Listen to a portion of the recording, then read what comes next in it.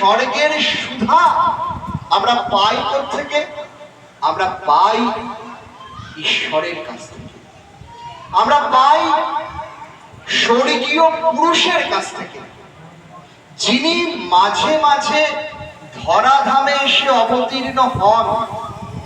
কেননা আমরা জানি, ছোটবেলা থেকে পড়ে এসেছি, শ্রীকৃষ্ণের যতেক লীলা সর্বোত্তম নরলীলা। নর গোপু তাহার স্বরূপ, গোপবেশ বেণুকর নব কিশোর নটবর, নরলীলার হয় অনুরূপ। যতবার ভগবান শ্রীকৃষ্ণ এসে লীলা করলেন, তার মধ্যে শ্রেষ্ঠ লীলা হচ্ছে নরলীলা। আর যখন তিনি নর রূপে রক্ত মাংসের শরীর অবলম্বন করে আসেন, অদ্ভুত ভাবে রক্ত মাংসের আমরা মানুষরা তাকে না চিনতে পারি না। আমরা ভাবি তিনি এরকম না, তিনি আকাশের, তিনি অজনী সম্ভবা, তিনি এখানে ওখানে গাছে পাথরের মধ্যে থাকেন, এখানে ওখানে সেখানে তাকে খুঁজে বেড়ায়। কিন্তু তিনি যে আমাদের সঙ্গে সঙ্গে ঘুরে বেড়ান, আমাদের সঙ্গে হাসেন, আমাদের সঙ্গে কাঁদেন, আমাদের সঙ্গে দুঃখ ভোগ করেন, আমরা না তাকে চিনতে পারি না। আমরা গীতার বাণীর মধ্যে মাঝে মাঝে তাকে খুঁজে বেড়াই, কিন্তু খুঁজে পাই না, শ্লোকগুলো ঠিক ঠিক ধরতে পারি না। গীতার শ্লোকেই বলা আছে, অবজানন্তি মাং মুরা মানুষী তনুমাশ্রিতম।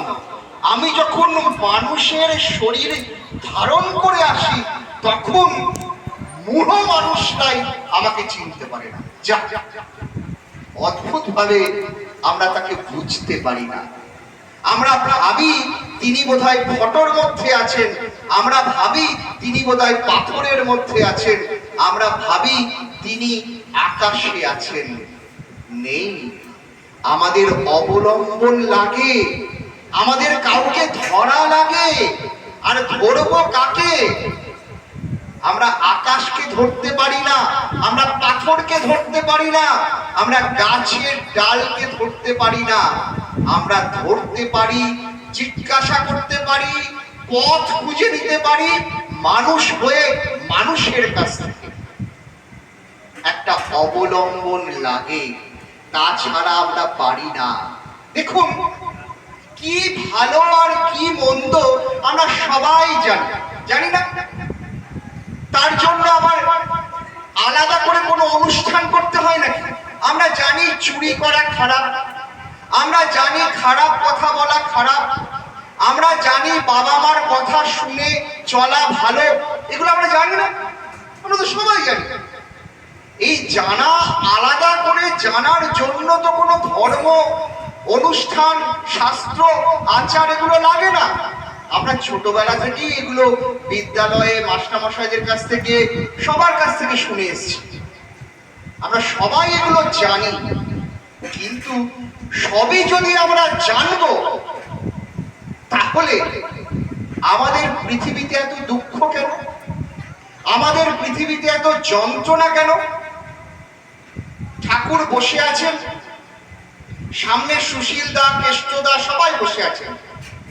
হঠাৎ ঠাকুর সুশীলদাকে জিজ্ঞাসা করলেন, আচ্ছা সুশীলদা, আপনার নামে যদি কেউ খুব খারাপ কথা বলে আপনার আড়ালে, আপনার নামে গালমন্দ করে, আপনার নামে কথা বলে, আপনার কি ভালো লাগে?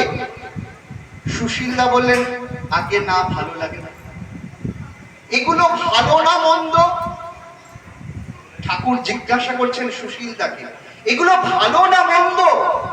সুশীলদা বলছেন, আগে এগুলো তো ভালো না।